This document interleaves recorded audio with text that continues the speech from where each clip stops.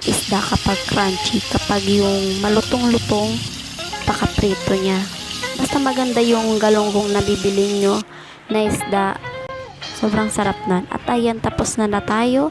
At yan ang finish. Prito natin ng pritong galonggong. Natutunan ko pala itong pagluto is sa lola ko. Sana ba ayan na guys. Kitang-kita nyo naman yung pagkalutong niya. Kung nagustuhan nyo itong video na to, don't forget to like and subscribe. Thanks for watching and see you on my next videos.